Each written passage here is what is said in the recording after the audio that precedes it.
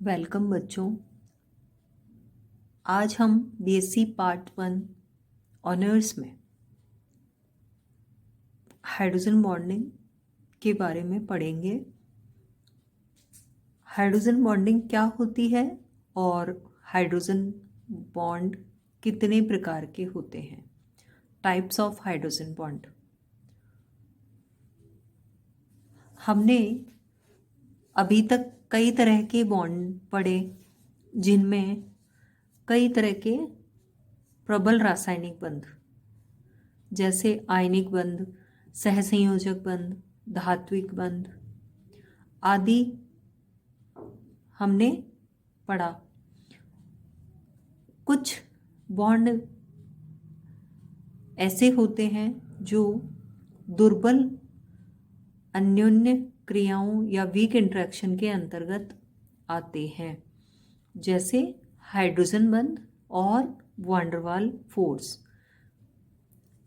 Hydrogen बंध वह आकर्षण बल है जो किसी प्रबल ऋण विद्युतीय परमाणु से बंधित हाइड्रोजन परमाणु तथा किसी अन्य प्रबल ऋण विद्युतीय परमाणु के मध्य पाया जाता है। दूसरे शब्दों में यह कहा जा सकता है कि हाइड्रोजन बंध में दो ऋण विद्युतीय परमाणुओं के मध्य हाइड्रोजन परमाणु एक सेतु की तरह कार्य करता है। हाइड्रोजन बंध में एक डॉटेड लाइन द्वारा हम इसको शो करते हैं हाइड्रोजन बॉन्ड को। इसमें जो मोर इलेक्ट्रोनेगेटिव एटम होता है वो इलेक्ट्रोनेगेटिविटी की वजह से जो बॉन्ड के इलेक्ट्रॉन है वो शिफ्ट हो जाते हैं और उस पर पार्शियल नेगेटिव चार्ज आता है, और जो हाइड्रोजन होता है उस पर पार्शियल पॉजिटिव चार्ज होता है। हाइड्रोजन बंध के बारे में सबसे पहले 1920 में लैटिमर और रोडेबुश ने बताया था। यह कोई रासायनिक बंध नहीं है, एक तरह का वीक इंटरेक्शन है। नेचर से वीक होता है। वीक इंटरेक्शन की श्रेणी में इसको हाइड्रोजन बंध को लिया जाता है। हम इसको शो करते हैं तो डॉटेड लाइन से शो करते हैं। जो बॉन्डिंग होती है वो कंपैरेटिवली बॉन्ड लेंथ जो है वो कोवेलेंट बॉन्ड से ज़्यादा होती है, इसीलिए ये वीक भी होता है।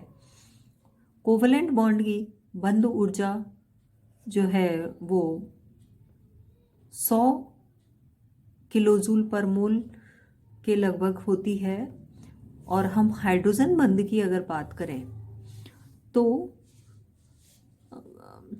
लगभग इसकी रेंज जो है वो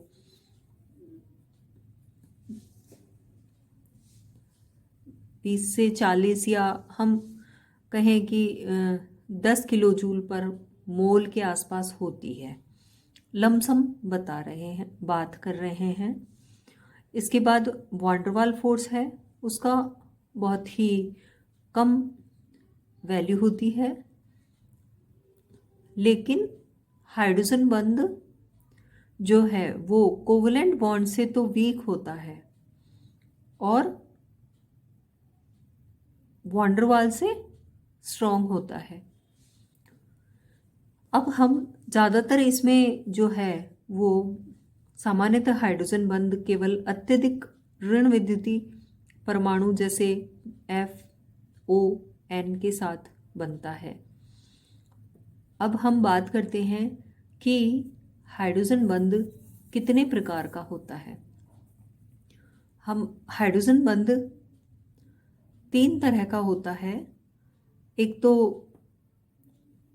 अंतराणुक हाइड्रोजन बंध, अंतः अणुक हाइड्रोजन बंध, और एक पाई हाइड्रोजन बॉन्ड भी होता है। अंतः 2 तरह के इसको इंटर मॉलिक्यूलर हाइड्रोजन बंध है, इसको भी हम फर्दर 2 कैटेगरी में डिवाइड करते हैं, जिसमें होमो इंटर मॉलिक्यूलर हाइड्रोजन बॉन्डिंग और हाइड्रोजन बॉन्ड और हेट्रो इंटरमॉलिक्यूलर हाइड्रोजन बंध। कुछ हम इससे पहले टाइप डिस्कशन से पहले हम बात कर लेते हैं कि हाइड्रोजन बंध के लक्षण क्या क्या हैं। तो फर्स्ट पॉइंट है इसमें, हाइड्रोजन बंध में हाइड्रोजन परमाणु किसी प्रबल ऋण विद्युतीय परमाणु से सहसंयोजक बंध द्वारा बंधित होता है, क्योंकि इससे हाइड्रोजन परमाणु पर्याप्त रूप से धनावेशित हो जाता है।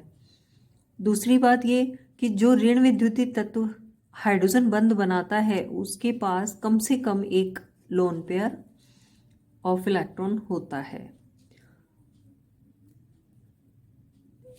तीसरी बात ये, हाइड्रोजन बंध सदैव दो ऋण विद्युतीय तत्वों के बीच होता है, इसमें कोई तीसरा परमाणु भाग नहीं लेता। तीसरा केवल हाइड्रोजन परमाणु ही इसमें होता है। हमने पहले ही बता दिया कि हाइड्रोजन बंध दुर्बल बंध है और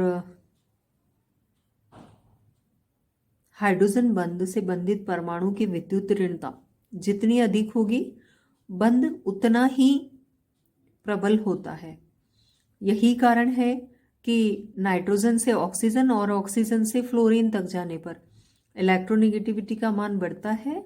अतः हाइड्रोजन बंध बनाने की प्रवृत्ति और सामर्थ्य भी इस दिशा में बढ़ती है। तो हम बंध की प्रबलता का क्रम बताएंगे। NH FH का सबसे ज़्यादा होता है, फिर OH का, फिर NH का। टाइप ऑफ हाइड्रोजन में बात करते हैं। हमने बात करी थी कि इंटरमोलिकुलर हाइड्रोजन बॉन्डिंग और इंट्रामोलिकुलर। इंटरमोलिकुलर को क्या बोलेंगे? अंतराणुक हाइड्रोजन बंध, और अंतःअणु को बोलेंगे हम इंट्रामोलिकुलर हाइड्रोजन बॉन्डिंग। तो इंटरमोलिकुलर हाइड्रोजन बॉन्डिंग क्या होती है? इंटरमोलिकुलर हाइड्रोजन बॉन्डिंग जब हाइड्रोजन बंध एक ही यौगिक के अथवा भिन्न भिन्न यौगिकों के दो या अधिक परमाणु अणुओं के मध्य बंध बनता है तो उसे अंतराणुक हाइड्रोजन बंध कहते हैं। चूंकि यह आकर्षण दो अलग अलग अणुओं के मध्य होता है, अतः समस्त अणु एक दूसरे के समीप आ जाते हैं, जिससे अणुओं का संगुणन या एसोसिएशन हो जाता है। इस इंटरमॉलिक्यूलर हाइड्रोजन बंध को हम फर्दर दो तरह की कैटेगरी में बांटते हैं। इसको हमने एक तो सम अंतराणुक हाइड्रोजन बंध और एक विषम अंतराणुक हाइड्रोजन बंध में डिवाइड किया। तो होमो इंटरमॉलिक्यूलर हाइड्रोजन बंध, जब हाइड्रोजन बंध एक ही यौगिक के दो या अधिक अणुओं के मध्य हो तो उसको हम होमो इंटरमॉलिक्यूलर हाइड्रोजन बंध कहेंगे। फॉर एग्जाम्पल जैसे HF, H2O, NH3, ROH, parachlorophenol आदि में हाइड्रोजन बॉन्डिंग, अंतराणुक हाइड्रोजन बॉन्डिंग पाई जाती है। और जिन अणुओं में अंतराणुक हाइड्रोजन बॉन्डिंग पाई जाएगी उनके गलनांक व क्वथनांक उच्च होंगे, क्योंकि इनमें बहुत सारे मॉलिक्यूल आपस में मिलकर संगुणन करते हैं और जिससे इनका मेल्टिंग बॉइलिंग दोनों ही उच्च हो जाता है। इसके बाद हम हेट्रो इंटरमॉलिक्यूलर हाइड्रोजन की बात करते हैं। हेट्रो जैसे कि नेम से ही आपको पता लग रहा है कि हेट्रो दो अलग अलग तरह के यौगिकों के मध्य या अणुओं के मध्य अगर बंध बने तो उसको हम हेट्रो कहेंगे। इस प्रकार के हाइड्रोजन बंध में वह स्पीसीज जो इलेक्ट्रॉन युग्म डोनेट करती है उसको हम इलेक्ट्रॉन डोनर स्पीसीज कहते हैं, और दूसरी स्पीसीज जो इलेक्ट्रॉन ग्रहण करती है उसको हम इलेक्ट्रॉन एक्सेप्टर स्पीसीज कहेंगे। अब इसके एग्जाम्पल अगर हम लें तो इसके एग्जाम्पल हैं अल्कोहल और ईथर में बॉन्डिंग, फिनॉल और टर्शरी अमीन में बॉन्डिंग, हाइड्रोजन बॉन्डिंग होती है। सेकेंडरी अमीन और कीटोन में, पिरोल और पिरिडीन में। तो ये जो कुछ एग्जाम्पल हैं वो हेट्रो इंटरमॉलिक्यूलर हाइड्रोजन बंध के एग्जाम्पल हैं। अब हम बात करते हैं इंट्रा मॉलिक्यूलर हाइड्रोजन बंध। इंट्रा मॉलिक्यूलर हाइड्रोजन बंध हम जब कहेंगे जब किसी यौगिक के एक ही अणु के अंदर हाइड्रोजन बंध बन जाए तो उसे अंतः अणुक हाइड्रोजन बंध कहेंगे। इस प्रकार के बंध में दो समूह आपस में हाइड्रोजन बंध द्वारा जुड़कर 5 या 6 मेंबर्ड एक वलय बनाते हैं और यही कारण है कि हाइड्रोजन बंध बनने के इस प्रक्रिया को हम किलेशन कहते हैं। और जिन यौगिकों में किलेशन होता है वो स्टेबल होते हैं। अंतःअणुक हाइड्रोजन बंध के कारण अणु स्थायी हो जाते हैं, जिससे इन अणुओं की समान प्रकार के अन्य अणुओं से जुड़ने की प्रवृत्ति कम हो जाती है। अतः इनके गलनांक व क्वथनांक बहुत कम होते हैं। अंतःअणुक हाइड्रोजन बंध के एग्जाम्पल हैं जैसे ऑर्थोनाइट्रोफिनॉल, ऑर्थोनाइट्रोबेंजोइक अम्ल, सैलिसिल एल्डिहाइड, सैलिसिलिक अम्ल, ऑर्थोक्लोरोफिनॉल, एसिटिल एसीटोन की इनॉल फॉर्म आदि। अंतःअणुक हाइड्रोजन बंध बनाने वाले समूह के परमाणु एक दूसरे के निकटतम होने चाहिए, जिससे वलय में न्यूनतम विकृति या डिस्टॉर्शन आए। यही कारण है कि बेंजीन के ऑर्थो डाई सब्स्टिट्यूटेड डेरिवेटिव अंतःअणुक हाइड्रोजन बंध का निर्माण करते हैं, जबकि मेटा और पैरा प्रतिस्थापी हाइड्रोजन बंध में भाग लेने वाले समूह के मध्य अधिक दूरी पाए जाने के कारण अंतराणुक हाइड्रोजन बंध पाया जाता है। जैसे हम बात करें पैरा क्लोरोफिनॉल में अंतराणुक हाइड्रोजन बंध पाया जाता है और ऑर्थोक्लोरोफिनॉल में अंतःअणुक हाइड्रोजन बंध पाया जाता है। तो ऑर्थो की तुलना में, ऑर्थो प्रतिस्थापी की तुलना में इंटर मॉलिक्यूलर हाइड्रोजन बंध दर्शाने वाले मेटा और पैरा प्रतिस्थापी का गलनांक व क्वथनांक अधिक होता है। हम ऑर्थो और मेटा पैरा में डिफरेंस भी कर सकते हैं हाइड्रोजन बॉन्डिंग के आधार पर, क्योंकि इनके मेल्टिंग बॉइलिंग से हम पहचान सकते हैं। पाई हाइड्रोजन बंध, कुछ ऐसे उदाहरण भी ज्ञात हैं जिनमें यौगिक इलेक्ट्रॉन के एकल युग्म या लोन पेयर के बिना भी हाइड्रोजन बंध बना लेते हैं।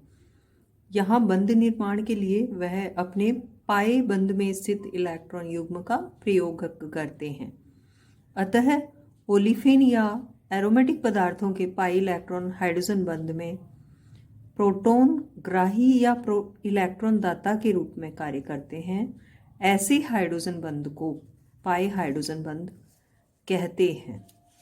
यह भी दो तरह के होते हैं, एक तो इंटरमॉलिक्यूलर पाई हाइड्रोजन बॉन्ड। यह बंध समान अथवा भिन्न भिन्न यौगिकों के दो या अधिक अणुओं के बीच में पाया जाता है, जैसे फिनॉल और बेंजीन।